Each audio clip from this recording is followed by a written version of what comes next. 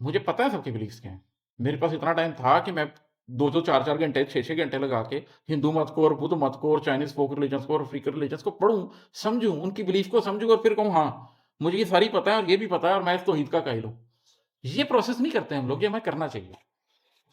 ایمان کے اس لیول پہ پہنچنے کے لیے ضروری ہے یہ. میرے نا قریبی دوست ہیں، جی. انہوں نے بات کی کہ نا مسلمان میں پیدا ہوں، لیکن جب میں نے ہوش سنبھالی تو اس کے بعد میں نے نا قاری صاحب کے بعد گیا تو بولو مجھے مسلمان کرو، تاکہ مجھے بھی تو یقین ہو کہ میں مسلمان پیدا ہوں. ایسے ہی ہے نا، یہ آپ کو کرنا چاہیے. قاری صاحب کے پاس نہ جائے، اپنے کمرے میں کر لیں. کوئی مومنٹ ایسا ہونا چاہیے جس میں آپ کہیں آج میں خود مسلمان ہوا ہوں، ری انکارنیٹ کیا میں نے اپنے آپ کو. تو اس کو کرنا ضروری ہے، یہ سب کو کرنا چاہیے.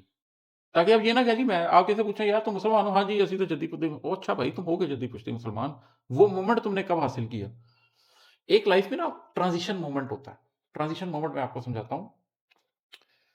ٹرانزیشن مومنٹ کا مطلب یہ ہے کہ ویسے تو زندگی میں لمحے آتے چلے جا رہے ہیں، لیکن کوئی ایک لمحہ آپ کی زندگی میں بہت امپورٹنٹ ہو جاتا ہے. مثلاً آپ گاڑی میں جا رہے ہیں، آپ کا ایکسیڈنٹ ہوا، ٹانگیں ٹوٹ گئیں، وہ لمحہ نہیں جاتا.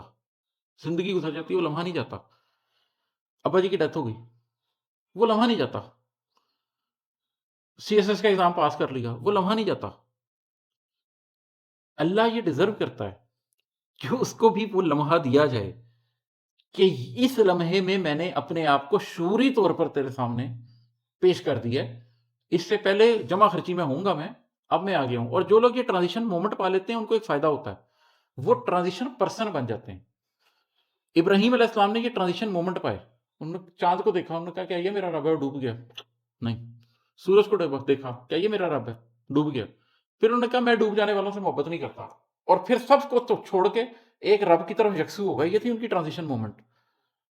بس انہوں نے کہا اللہ. پھر وہ حضر کے سامنے بھی کھڑے ہو گئے.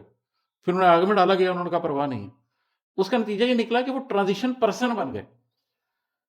حضر کیا تھا، کیا تھی اس کی لڑی؟ ابراہیم علیہ السلام جدی الانبیاء ہیں. اس کے آگے پوری انبیاء کی پوری داستان ہے، سینکڑوں انبیاء ان کی پشت سے آئے ہیں. ہم میں سے کوئی کہتا ہے کہ وہ سارے انبیاء حضر کی اولاد ہیں؟ حضر ختم ہو گیا. ابراہیم علیہ السلام کی اولاد ہے وہ. کیوں؟ کیونکہ ابراہیم علیہ السلام نے اس مومنٹ کو پکڑا اور کھڑے ہوئے. پھر وہ بن گئے کہ اللہ نے ان کی ضروریت ہی تبدیل کر دی، ان کی نسلوں میں بدل دی ہے.